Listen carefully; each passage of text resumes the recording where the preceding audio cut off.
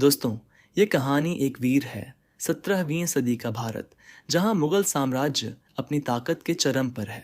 विशाल किलों और रेगिस्तानों के बीच एक छोटा सा गांव उत्पीड़न और अन्याय के साये में जी रहा है। यहाँ से शुरू होती है वीर मल्लू पवन कल्याण की कहानी। एक नन्हा योद्धा और डाकू जिसका नाम मुगल सैनिकों के दिलों में खौफ पैदा करता है। वीर मल्लू का जन्म एक साधारण परिवार में हुआ था, जहां उनके पिता रामैया सत्यराज ने उन्हें साहस और न्याय की राह दिखाई। लेकिन एक भयानक रात, जब मुगल सेनापति औरंगजेब बॉबी देओल के सैनिकों ने उनके गांव पर हमला किया, वीर का परिवार बिखर गया। इस हमले में वीर की मां की मृत्यु हो गई और उनके पिता को बंदी बना लिया गया। उस दिन वीर ने कसम खाई कि वह अपने लोगों को मुगल शासन के चंगुल से मुक्त कराएगा और पवित्र कोहनूर हीरे को, जो मुगलों ने चुरा लिया था, वापस लाएगा। एक नन्हा योद्धा और डाकू जो मुगल शासन के खिलाफ विद्रोह का नेतृत्व करता है, वह साहसी, करिश्माई और अपने लोगों के लिए समर्पित है। उसका मिशन कोहनूर हीरे को वापस लाना और अपने समुदाय को मुक्त करना है।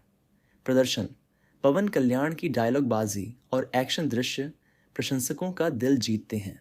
उनकी स्क्रीन प्रेजेंस फिल्म का मुख्य आकर्षण है। पांचाली निधि अग्रवाल, वीर की प्रेमिका, एक साहसी और बुद्धिमान युवती। उसका परिवार मुगलों से गठजोड़ में है, जिससे वीर के साथ उसका रिश्ता जटिल हो जाता है। प्रदर्शन: निधि का अभिनय औसत है और उनकी भूमिका रोमांटिक ट्रैक तक सीमित है। औरंगजेब बॉबी देओल, एक क्रूर मुगल सेनापति जो वीर का मुख्य दुश्मन है, उसका किरदार शक्ति और विश्वासघात का प्रतीक है। प्रदर्शन: बॉबी देओल का खलनायकी अभिनय प्रभावी है, विशेष रूप से युद्ध दृश्यों में।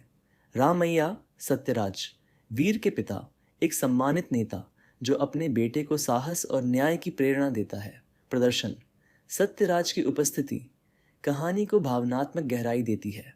संत सलाहकार अनुपम खेर, एक आध्यात्मिक गुरु जो वीर को शारीरिक और आत्मिक शक्ति का संतुलन सिखाता है। प्रदर्शन: अनुपम खेर का अभिनय ठोस है, लेकिन उनकी स्क्रीन टाइम सीमित है। नूर जहां